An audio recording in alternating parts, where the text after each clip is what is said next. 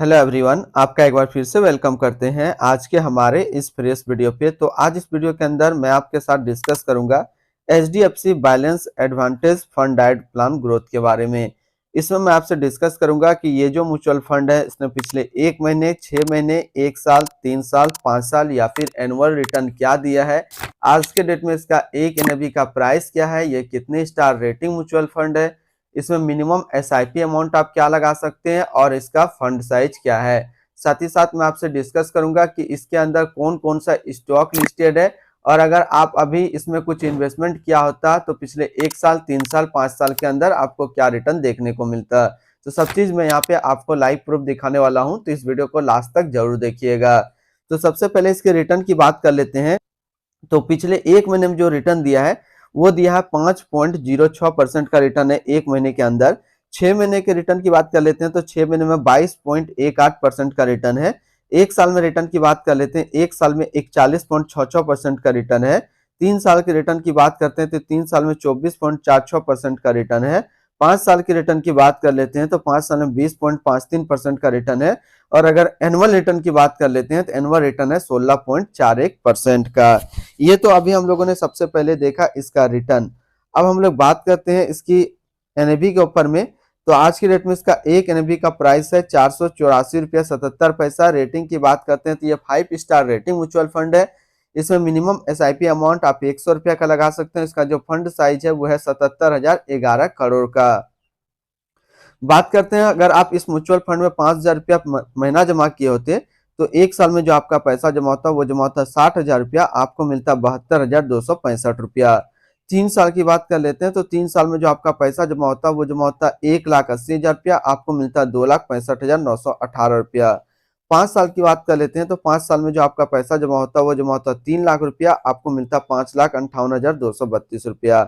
बात करें अगर आप एक बार में इस म्यूचुअल फंड के अंदर 1 लाख रुपया डाले होते हैं तो आपका 1 साल में 1 लाख रुपया 1,41,660 रुपया होता।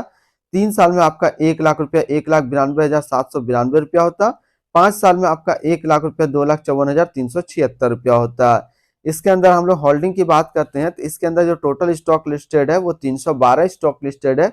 अगर हम इसमें टॉप 10 की बात करते हैं तो टॉप 10 में पहला नाम आता है एचडीएफसी बैंक लिमिटेड जो फाइनेंशियल क्षेत्र पे है। कोल इंडिया लिमिटेड एनर्जी के क्षेत्र में है।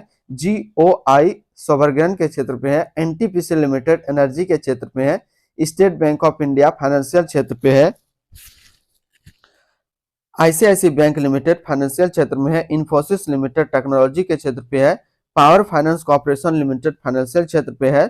लर्सन एंड टर्बो लिमिटेड कंस्ट्रक्शन के क्षेत्र पे है। रिलायंस इंडस्ट्रियल लिमिटेड एनर्जी के क्षेत्र में है। इसकी होल्डिंग एनालिसिस को समझे तो इक्विटी पे है 58.4%, डेबिट पे है 27.1% और कैश पे है 12.8%। अब इस इक्विटी को यदि सेक्टर वाइज देखते हैं तो फाइनेंशियल पे है 31.2, एनर्जी पे 24.3, अदर्स पे 13.1, कंस्ट्रक्शन पे 8.3, कैपिटल गुड्स पे 6.9, टेक्नोलॉजी पे 5.7, ऑटोमोबाइल्स पे 5.3 और हेल्थ केयर पे है 5.2%।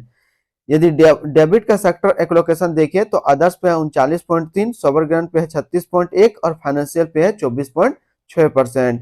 इसकी पीई रेशियो की बात करते हैं तो इसका पीई रेशियो है 16.13। पीबी रेशियो की बात करते हैं तो पीबी रेशियो है 2.81। मिनिमम इन्वेस्टमेंट अमाउंट की बात करते हैं, यदि आप फर्स्ट टाइम इसमें मिनिमम इन्वेस्टमेंट करना चाहते हैं यानी कि एसआईपी करना चाहते हैं तो 100 रुपया से आप एसआईपी कर सकते हैं और लमसम भी मिनिमम 100 रुपया का आप कर सकते हैं। रिटर्न एंड रैंकिंग की बात करते हैं तो 1 साल का जो फंड रिटर्न है वो है 41.7, 3 साल में 24.5, 5 साल में 20.5 और एनुअल 16.4 है। वहीं इस कैटेगरी का जो एवरेज रिटर्न रहता है 1 साल में 24.1 रहता है, 3 साल में 12.1 रहता है, 5 साल में 12.4 और एनुअल डाटा अवेलेबल नहीं है। तो यहाँ से ये चीज क्लियर होता है कि यदि आप इस तरीके का म्यूचुअल फंड के अंदर पैसा लगाना चाहते हैं इस कैटेगरी के अंदर तो ये म्यूचुअल फंड आपके लिए सबसे बेस्ट है, क्योंकि ये जो म्यूचुअल फंड ये अपना कैटेगरी एवरेज से भी ज्यादा रिटर्न निकाल करके दिया है, चाहे 1 साल की बात करें, चाहे 3 साल की बात करें, चाहे 5 साल की बात करें। इसी वजह से ये 1 साल में रिटर्न रैंक की कैटेगरी पे 1 नंबर पे रैंक करता है, 3 साल में भी 1 नंबर पे रैंक करता है और 5 साल में भी ये 1 नंबर पे रैंक करता है। इसके आसपास सिमिलर फंड्स देखें तो इसके आसपास सिमिलर फंड्स है HDFC balance advantage fund diet plan growth, Tata balance advantage fund direct growth, Edelweiss balance advantage fund direct growth, ICIC Prudential balance advantage direct growth, Sundaram balance advantage fund direct growth. तो इसके आसपास इतने सारे इसके similar funds हैं। इसकी expense ratio की बात करते हैं तो इसका एक्सपेंस रेशियो है 0.74%। और एग्जिट लोड की बात कर लेते हैं, यदि आप एक साल के अंदर अपना इन्वेस्टमेंट का 15% से ज्यादा निकालते हैं तो आपको 1% का एग्जिट लोड यहाँ पे देना होगा। स्टम्प ड्यूटी की बात करते हैं तो स्टम्प ड्यूटी है 0.005%।